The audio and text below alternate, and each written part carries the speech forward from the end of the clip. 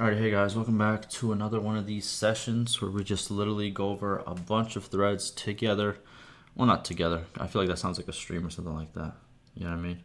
But yeah, let's call it together. You know what I mean? We're out here. We're doing it.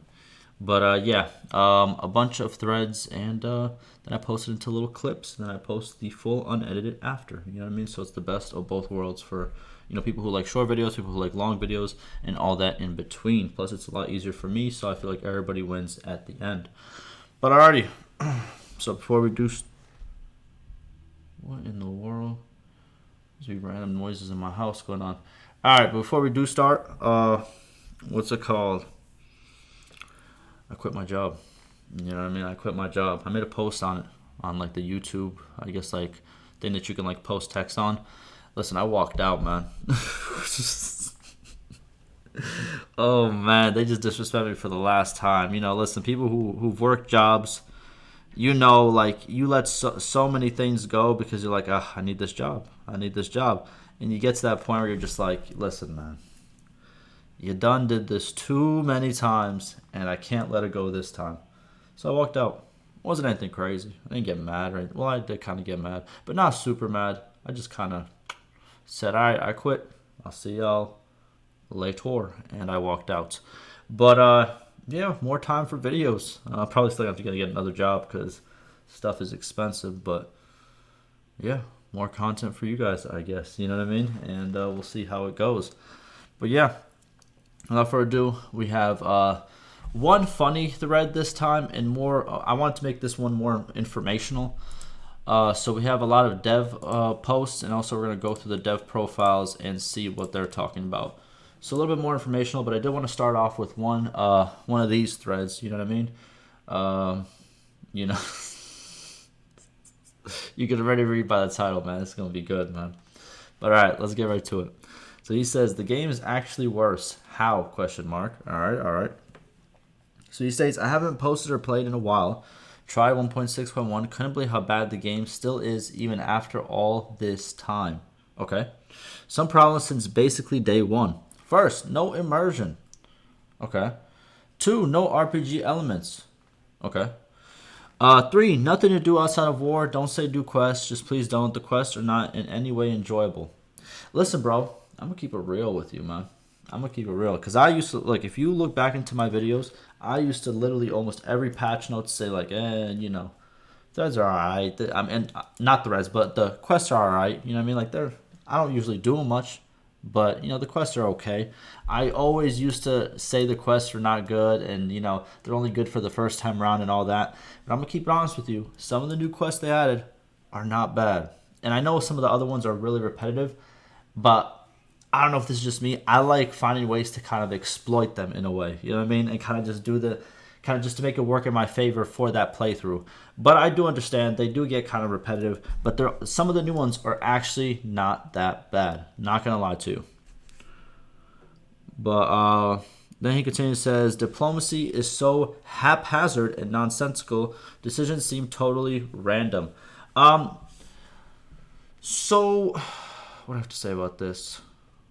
I agree, and they are kind of random, but it looks more random because something that I have said that TerraWorld should do is always add more information for the player. More stuff that the player can kind of, how can I explain this?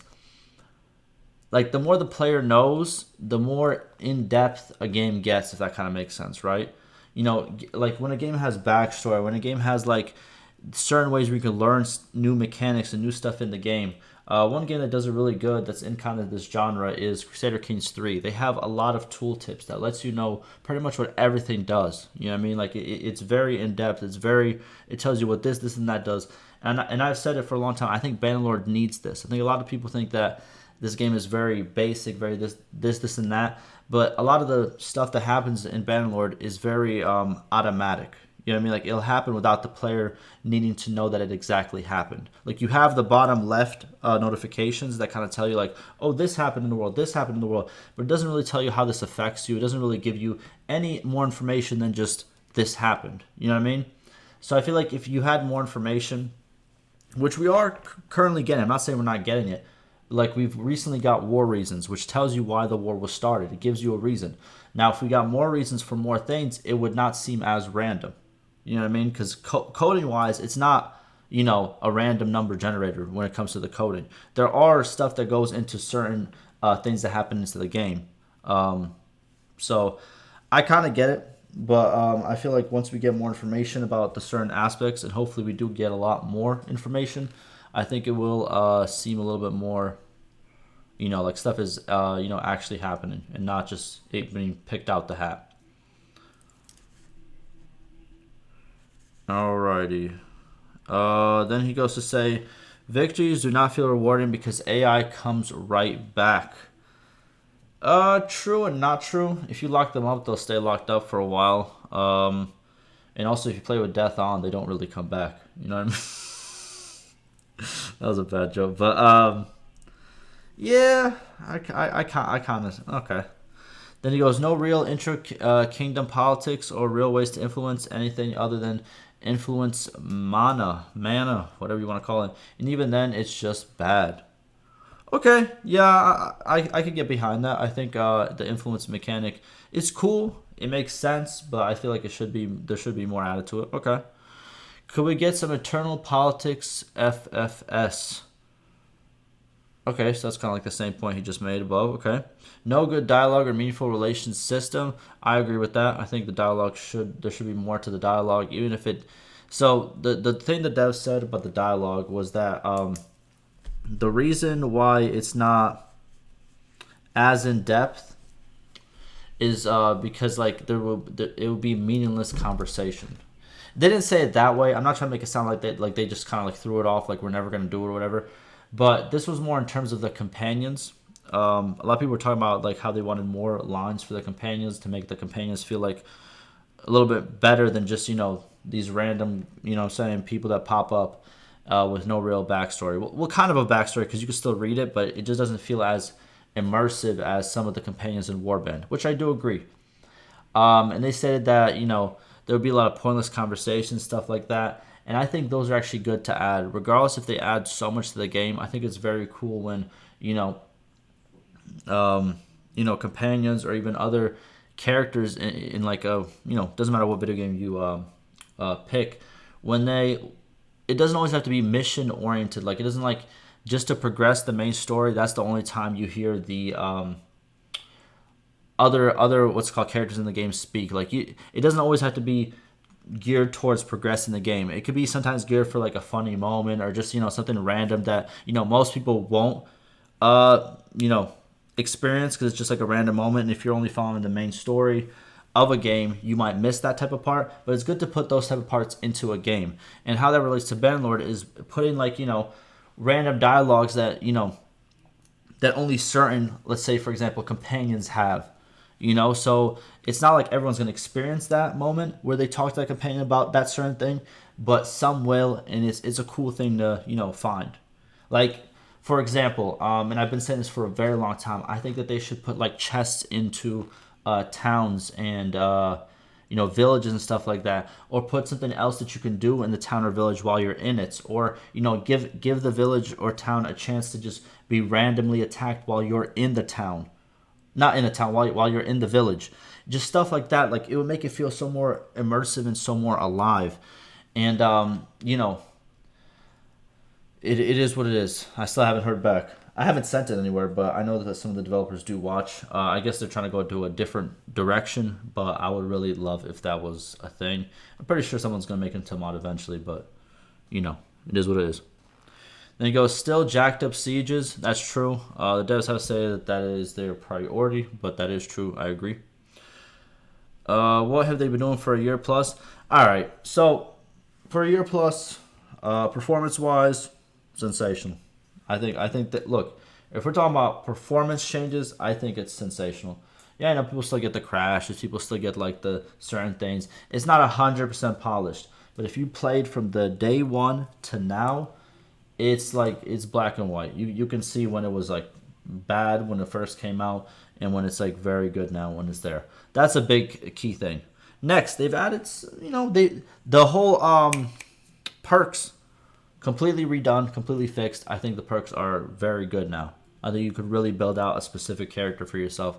I think that has been fixed to a very good amount. Recently got keep battles. I think that's pretty good. Rebellions. What else? Prison breaks. We're getting the terrain system soon. We had all the quests added in between, all the little changes. What else do we have? A lot better UI. The UI has improved a lot. Just overall, and then you got all your miscellaneous type stuff. Like this unit, that unit, new armor piece there, new that there. We got new village scenes, new town scenes. Yeah, we got modding support in the middle of the year. It's not doing the best right now, but they're slowly every patch improving the modding, and it's getting better as I've seen the community kind of respond better to it after every patch. So yeah, they've been working. I think they've been people always want to criticize the speed or whatever, but they getting it done. That's all I gotta say. They getting it done. And I know people are gonna be like, oh, they still haven't got the ladders and stuff done. I get that. You got me. You upped one on me with that one. All right. But other than that, it's like they've been getting it done. They've been improving the game, and I think it's in a good direction. Then he says this game is basically has nothing that you would expect from a game of this size and scope. Not really. Other than the combat, yes and no, but it's like I feel like a lot of people had the misconception that, while they do have, I think what is like a little bit over 100 developers, it's not even touching some of these numbers that these big dev teams have. Like, I don't think some of you guys understand. Some of these dev teams are huge for some of these companies. You know what I mean? I don't want to like mess up the numbers or whatever, but like I was recently watching a video from I forgot exactly who it was from, but he was talking about Blizzard, the guys who are kind of in trouble right now with all that stuff. And he mentioned a number, I think it was like 5,000 just for the Blizzard team or whatever. And it's like, dog, like, yeah, like that's a huge team. And I feel like people mistake like having the number of 100 as such a huge number. Like, what I'm trying to say? Like, there's really huge teams out there. Huge. So it's kind of like, I guess like there was a lot shown, and I don't know how to explain it. I don't know the best way to explain it. And like I've heard recently other people talk about how there's been a lot of problems in the development, especially early on, and there were a couple of restarts on the game and how it was supposed to be developed and all that stuff, which really did set them back. And I'm pretty sure that's what accounted for all those years that we haven't had the game. And I'm pretty sure if those restarts didn't happen, we would have had this sooner. But yeah, that's where we are now. But I think as of now, it's better than it was a year ago. You know what I mean? But it still has a long way to go, in my opinion. Then he says, but the enjoyment of combat battles is immediately lost knowing that your victory means basically nothing. That's cap, dog. I'm calling cap. Cap. Listen, I don't know about you. There's nothing like a Bannerlord battle. There's nothing. Name me another game, bro. There's nothing, bro. Like the satisfaction I get from a battle in Bannerlord when I have like, bro, have you ever had like a 1500 versus 2000 battle where you're the guy with 1500? You know what I mean? Or even better, let's say 1200 versus 2000, and you have the 1200. Bro, your blood has never rushed as hard as it has rushed before. It is so good, especially if you're playing the hardest difficulty while you're in that battle. Oh my god, it's so good. It feels the moment's always tense, bro. There's nothing like a Bannerlord battle. You know what I mean? Like, it's just, oh man. And then you see like your final numbers, bro. You literally have like 600 wounded, like 400, like 550, like dead, and you're left with like 50 dudes, and you got all them gone. And then the ending screen, every other lord is like, so what are you gonna do to me now? And you gotta just lock all them boys up. Oh, it feels so good, bro. There's nothing like a Bannerlord battle, man. Come on, let's stop the cap, bro. You know what I mean? I don't care if the game said, listen, bro, it's game over after the battle was over, bro. It's so good, bro. Oh man. And even the sieges, bro. Let's not cap, bro. I like the sieges. Even the fact that the ladders isn't fixed. Do I want the ladders fixed? Yes. I've been preaching it since literally day one. You know what I mean? For people who are going to be like, oh, you're always defending even this, and that, even the fact that they didn't get the ladders. Bro, I've been saying it. I've literally been saying it. You know what I mean? People always try to put me in this like position where I'm like, oh, you're always on the dev side or whatever. Bro, I've been critical this whole time. It's just the fact that I don't like, try to like add insults in between the stuff that I want to, give forward towards the developers. That doesn't mean I'm like, especially for them and against the average player. I am the average player, bro. So what? Like I just don't see the point of doing those little insults and doing those little and trying to be extra rude just to like garner a response. Like that's weird, bro. That's not what I do. You know what I mean? And it gets misconceived as like, oh, he's just doing this for that. It's like, bro, before I literally had this channel where I was posting Bannerlord, you can look all the way back. I was posting what's it called? Fallout 76. That was like the first game where like my views popped off. You know what I mean? Like of stuff that I was making, and people wanted to hear what I had to say, and I was talking my junk. I was talking my junk. You know what I mean? Because if you think like, bro, people who believe that this is like this game, like development's like the worst that there's ever been, bro, you really have never played games before in your life, bro.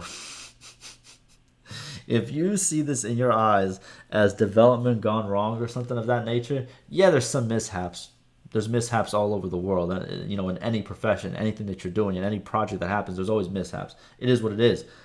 But if you consider their development the worst there ever was, bro, I got a surprise for you about a lot of other games that are currently, there. It's a... Hey, listen, bro. Hey, listen, bro. You know when people, I remember when people used to, when I started playing Cyberpunk 76, like, I'm sorry.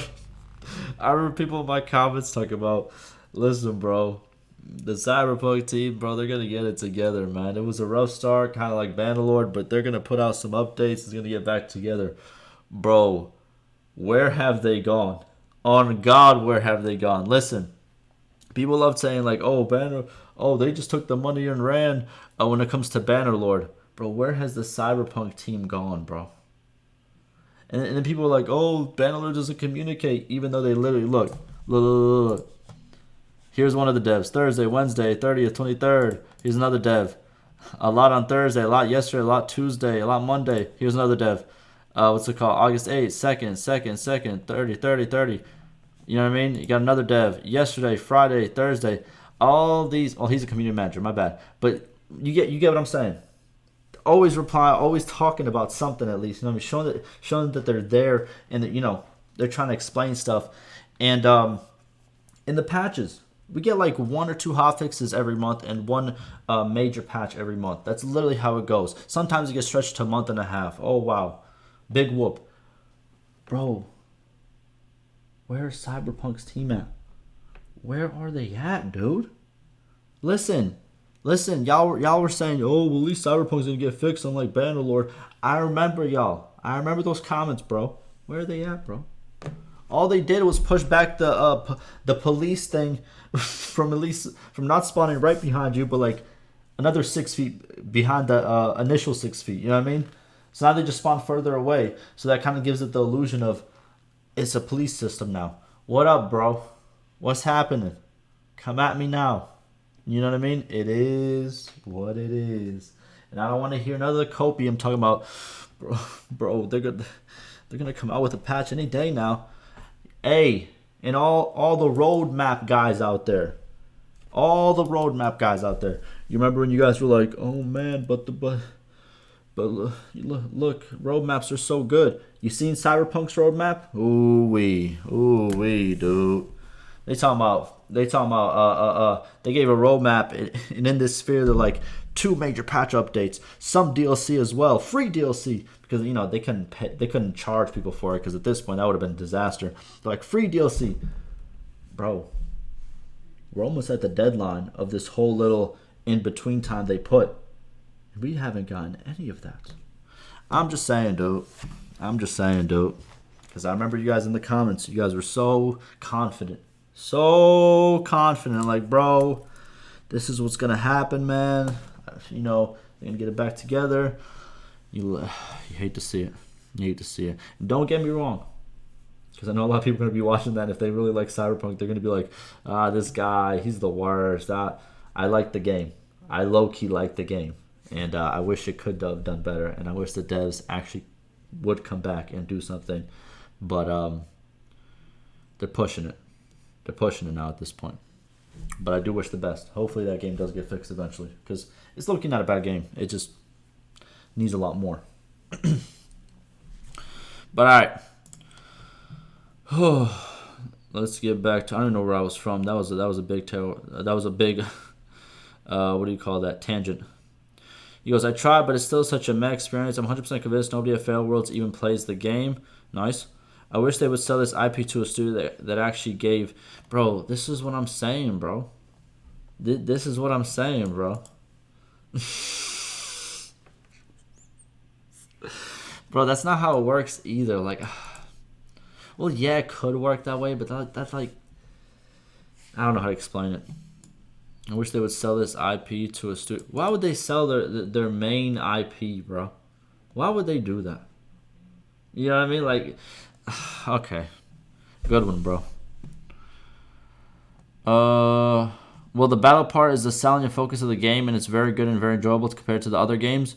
Yes! That's what I'm saying, bro. Combat is huge. Listen, dude. This shit is really good. It's really good.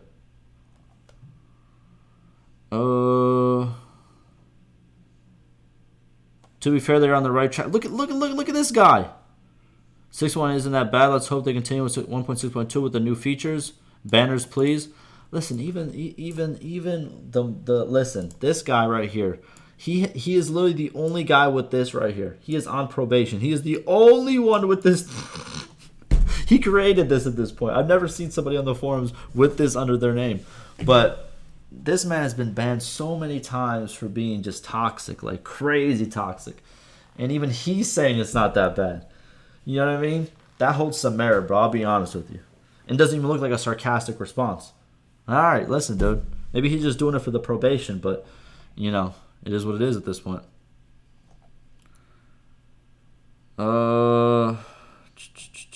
What else do we got? Anything good? Anything good?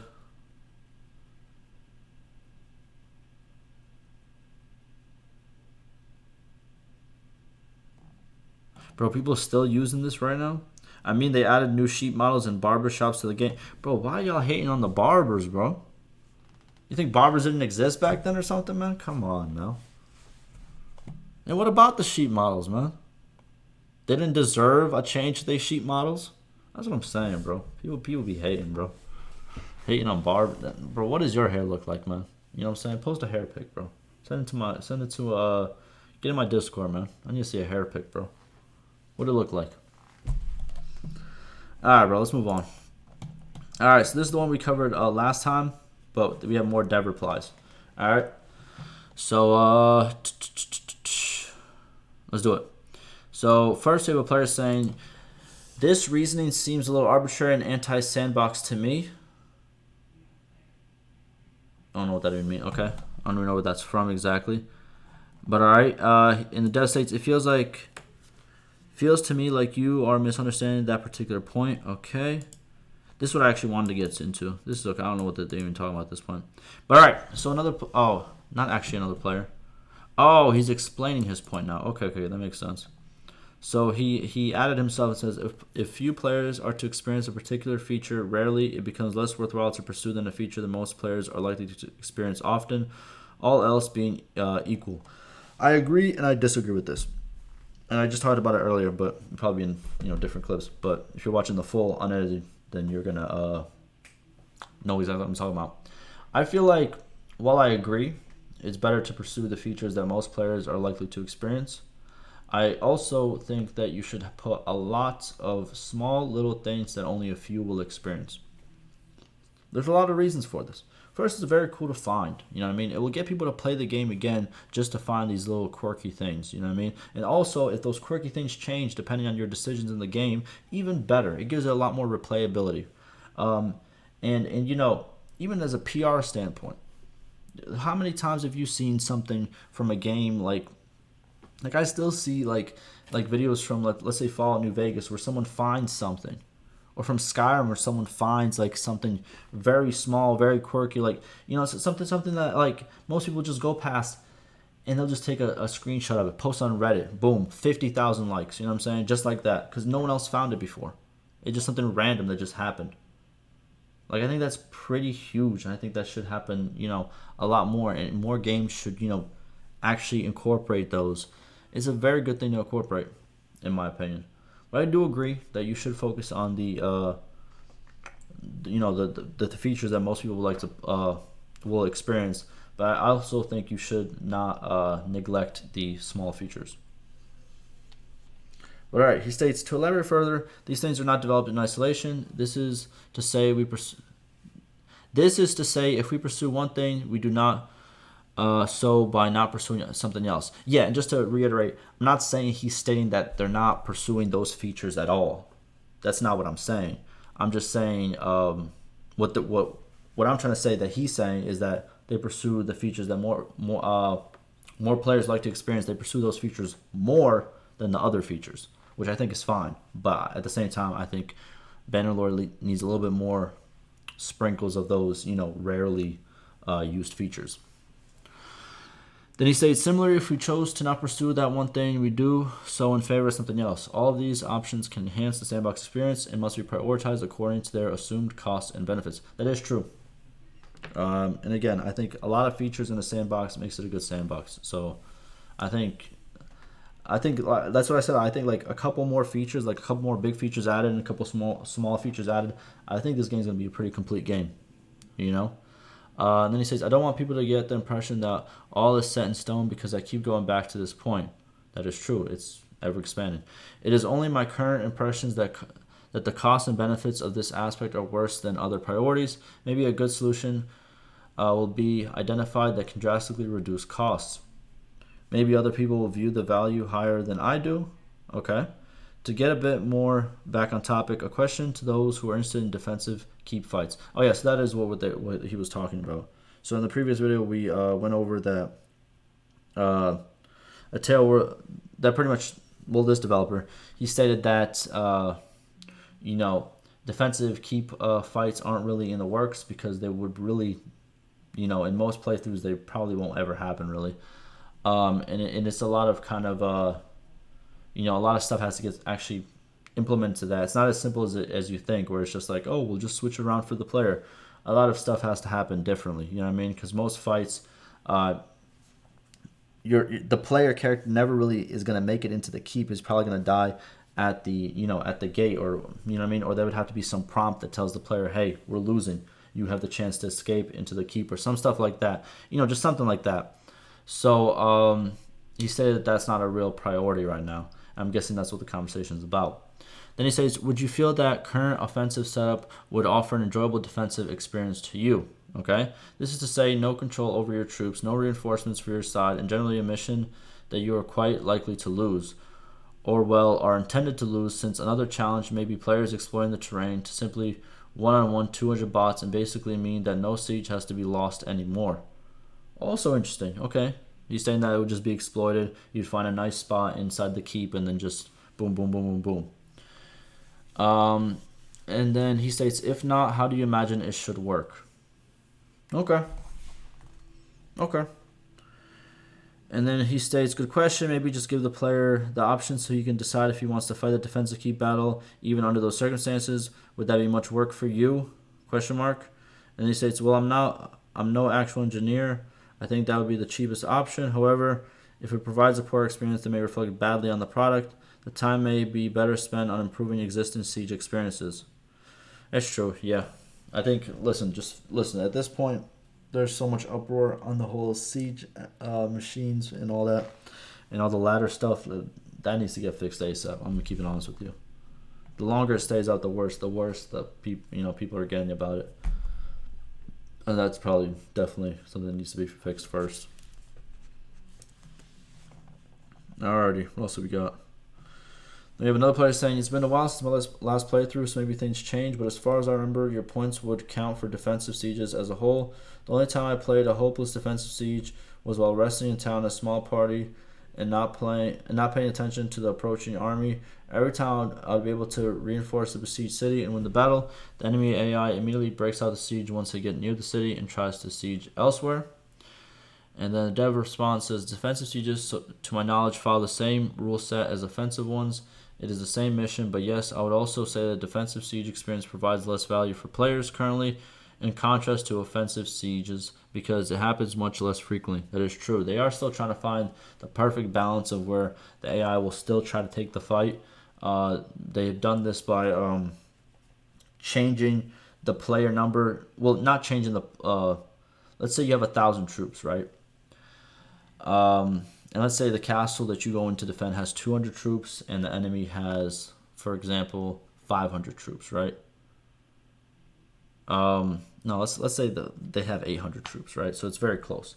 But if you join the castle, it's going to be 1,200 versus 800, right? So they're obviously going to break off. That's way too much. They can't win that siege.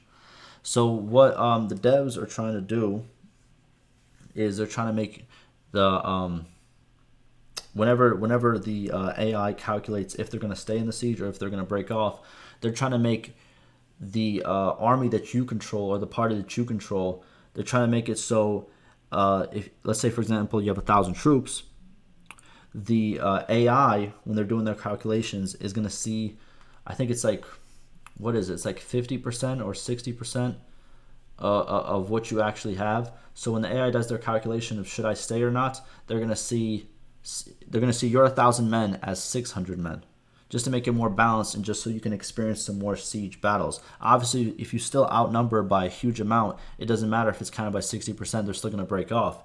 But if it's more closely together, let's say, for example, you have 600 guys, the castle has 200 people, and they have 800 people. So when you join, it's going to be an 800 versus 800, which is pretty much balanced. And when they do their calculations, they're going to see only 60% of what you actually have out of your 800, which is going to be majorly less, and then therefore they're going to stay in that siege because they're going to be like, oh, we could win this.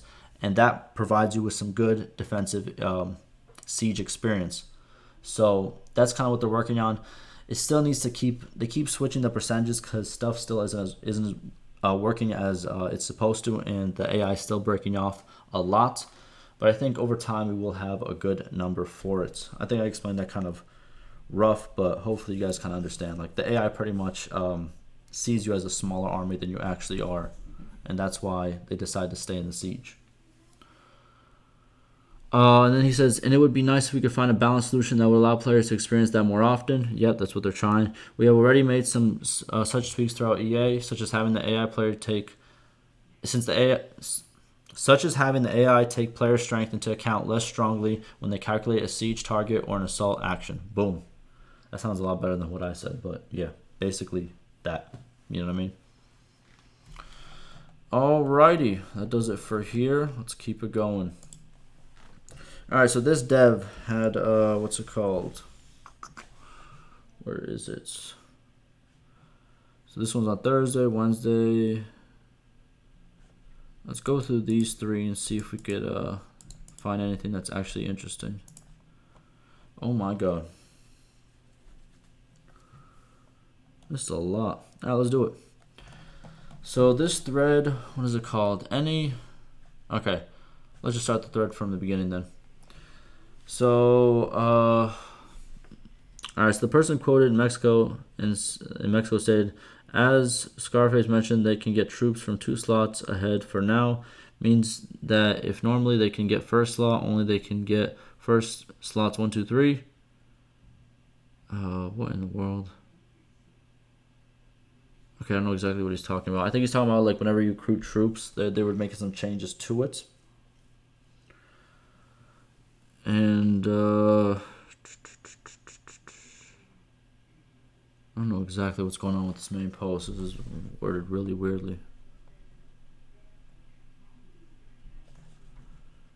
He states, while Mexico says there are no negative relations for AI raids, I swear I've seen them recruit 10 plus from villages they repeatedly burn to the ground. I don't habitually record my gameplay though, so it might have been an error in any number of ways. Wrong lord, wrong. Oh, he's talking about how AI still can recruit after, pretty much doing a lot of bad to that village. AI has, what's it called? AI has a cheat where they can recruit one more slot than the player. It does feel like it's more than one slot. I can agree with that. But that's what they currently have just so they can keep their numbers up. Since, they don't make as smart of decisions as the player would. That's a lot. That's a wall of text, boy. That's wild. All right. So then the dev states. He says, "Sorry, I was on vacation." Alrighty. And he says, "I think most suggestions you made are good." Oh my goodness. Oh, here's the suggestion. Let's read the suggestions. So the suggestion is give players a way to oust or kill notables so that new ones can spawn over time for a fresh start. This would also be useful for notables when the player already has significant negative relations. Penalties could also be attached to actions such as malice to loyalty, relation hits with other notables or lords, negative trade XP, prosperity hits, etc.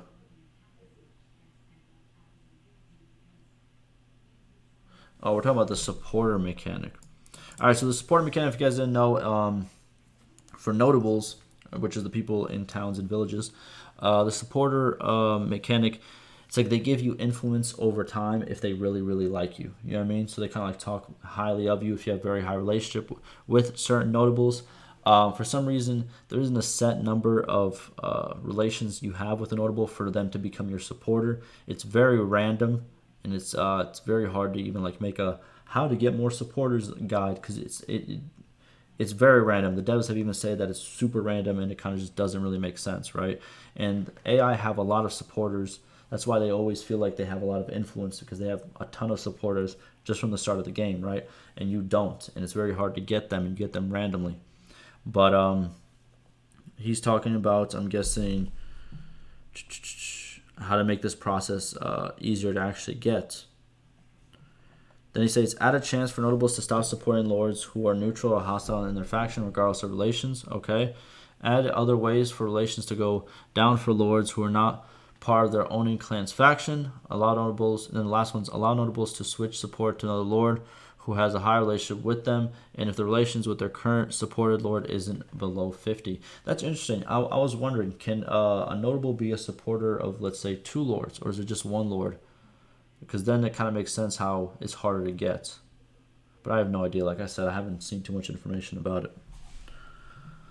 Alright, so he says, alright, so now the dev says, the first suggestion is a bit heavy on the micromanagement side. It introduced a lot of extra mechanics and UI, so I'm a bit wary of it, okay? And it says, an alternative to this one, which is micromanagement free, is the notables who do not support you passively lose power, so they get replaced by ones that support you. That's interesting. So pretty much take 2 things that we currently have, them having the supporter role and power, because notables have power, and the higher their power is, the better units you can recruit from them. So therefore, he's saying, I'm guessing if they don't support you, and let's say you're the ruler of the kingdom that their village is in, their power drops until someone has to take over and actually support you. Okay. Then he says, continuing on, we have the third and fourth suggestion, which have similar theme about relationship and support. Actually, we consider a system which you highlight as your fourth suggestion. Allow notables to switch support to another lord who has higher relationship with them, even if the relations with their current supported lord isn't below 50. You try it out, see how that works. And then he says the problem with the suggestion applied on its own is that if implemented as is, each notable has to check their relationship with all the clans in the game, which is not ideal performance-wise. So we decided against it. Oh, so he says like it's going to be like an infinity relationship check, because relationships change all the time. So it'd be just like this constant relationship check, and it would just kind of mess up performance. I could get behind that. Okay. Then it says one approach is that the notables can only check their owner for such a change. For example, if Vlandian support notable is under control of Banu Holun clan, the Azrai, it would only check whether its current relationship with the Vlandian clan and Banu Holun instead of all the other clans. Okay? He says this, however, introduces an additional check, which currently does not exist. While mechanics adding depth are welcome, we in general dislike rule exceptions. While mechanics adding depth are welcome. Rule exceptions, what is it? What does that mean by that?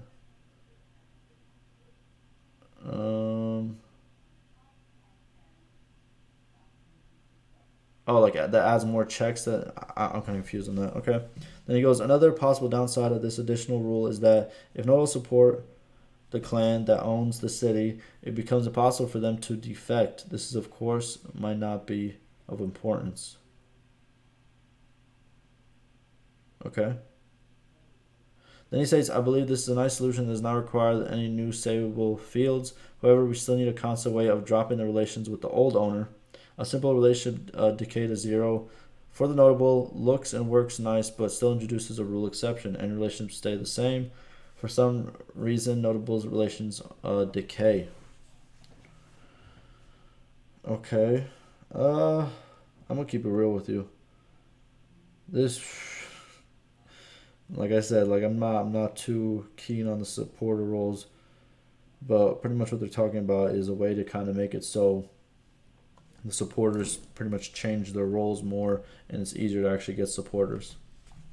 They're talking about a decay for relation, possibly, but nothing's really confirmed yet. Then he says, the ideas you mentioned make the notable support mechanic more meaningful, and I personally support these. However, like all ideas, they might bear additional costs which are not apparent immediately. True. But okay, so they like it, might bring it up, we'll see. Then he says, so the two ideas which I think would improve the situation are the notables who do not support your clan lose power and are replaced by ones who support you. Okay. Then it says the notables defect to you if controlling clans' relations is higher than their current supported clan's relation. Also, relationship decays. Then he says, what do you think about the ideas? Let's try it out. Let's put it in. Let's try it out. They don't seem too crazy. I know people are going to be like mad about the relationship decay, but it's like, listen. You know, it'll make it a little bit harder, but it is what it is. I think we could try it out if they want to, drop this into a patch. We'll see how it works. But alrighty, I think that does it for this one right over here. Unless he posts something else. Nope.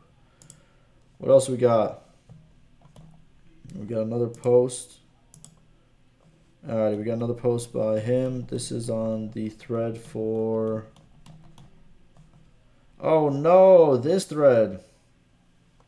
This is the thread that Mexico started. Well, Mexico's not part of the development team anymore, man. Rest in peace, man. Not rest in peace. That sounds like he died or something. He didn't die.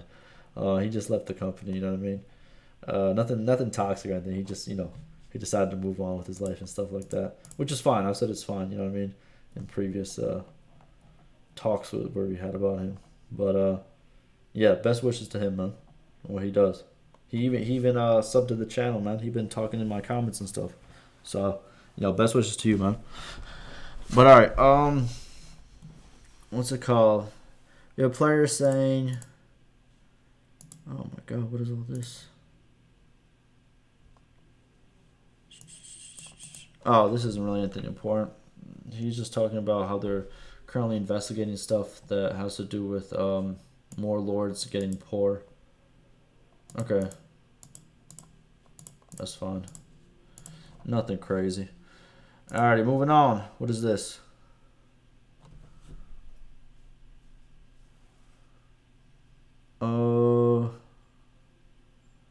Alrighty, so this person says he's more like a guardian angel, no longer with us, but still watching over. They're talking about Mexico. Bro, people are obsessed. For real. And then he adds, this developer says this feature would be awesome. It would let players have a better chance of keeping a foreign city and not losing it to rebellions at the cost of taxes. So what are we talking about? Alright, so Mexico actually said this. He said, actually, a new feature that can be a good addition and owner decides the constant between 0.2, 0.3, and 0.4. So if tax is high, loyalty can be affected badly, and if tax ratio is low, extra loyalty to the town is added daily. Oh, so this would be a way to combat rebellions. Pretty much, you have the choice to set low taxes, medium taxes, or high taxes. Okay, and pretty much if the taxes is high, your loyalty will take a dip, which might cause a rebellion. But if your loyalty is low, the taxes will pretty much, no, if your loyalty is low and you're trying to build up more loyalty, you setting the taxes out low will increase your loyalty. Okay. And Dev states, we're discussing the features to adjust or exempt taxes. Good. Nice. Currently, a lot of policies and perks modify taxes, so it might be counterintuitive to modify them, but these increases can be attributed to efficiency in tax collection. Okay, so they could do it in a different way. Still, an adjustment can be made on the base tax, giving clans the option to modify their income.